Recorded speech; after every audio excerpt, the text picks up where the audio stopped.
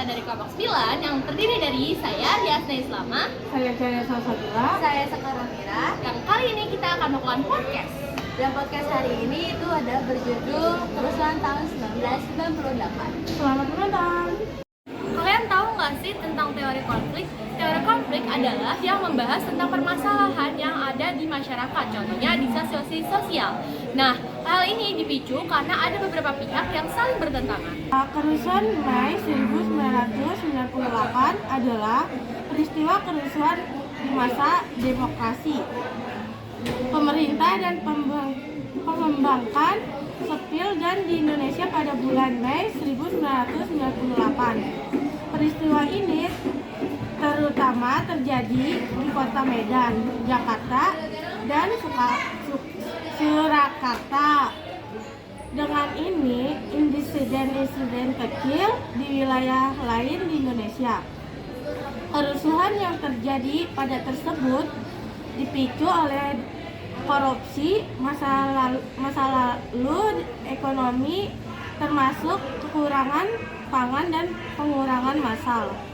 Kerusuhan ini mengakibatkan lengsernya Presiden Soeharto dari masa jabatannya itu selama 32 tahun. Dan korban yang paling banyak dialami oleh etnis Tionghoa dan pribumi. Kerusuhan yang terjadi pada 1998 yang terjadi di Surakarta pada 15 Mei 1998, para penjara melakukan pembakaran pada fasilitas-fasilitas umum, contohnya mobil, bus, dan toko-toko yang terjadi pada tempat kejadian.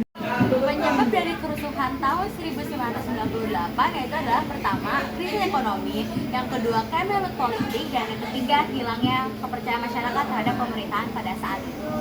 Dampak setelah terjadi kerusuhan 1998 itu satu, ada banyak korban jiwa yang berjatuhan.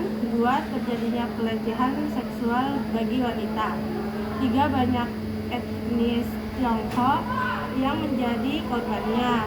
Empat, terjadi penjarahan di toko-toko atau mal pada tahun 1998. Lima, inflasi yang semakin tinggi.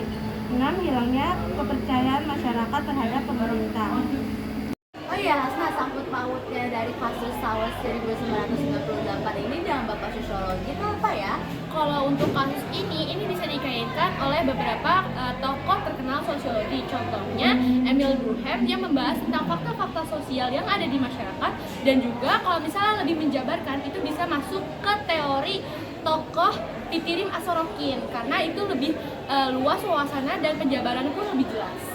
Oh iya, ngomong-ngomong teori konflik, kayaknya aku tahu deh salah satu teori konflik itu kayak kerusuhan 1998 gak sih? Tahu gak sih, Chan? Tahu peristiwa kerusuhan di masa demokrasi pemerintah dan perkembangan sipil di Indonesia pada bulan Mei 1998. Peristiwa ini terutama terjadi di kota Medan, Jakarta, dan Surakarta, dengan insiden kecil di wilayah lain di Indonesia.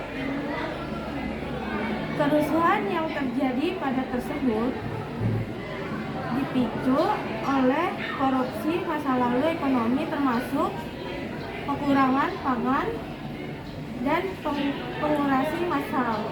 Kita tahu nggak sih dampak kerusuhan 1998? Oh, dampak dari kerusuhan tahun 1998 yaitu adalah yang pertama, inflasi yang semakin tinggi, yang kedua, hilangnya kepercayaan masyarakat terhadap pemerintah, dan yang ketiga yaitu adalah banyaknya korban berjatuhan dari etnis Tionghoa maupun etnis pribumi.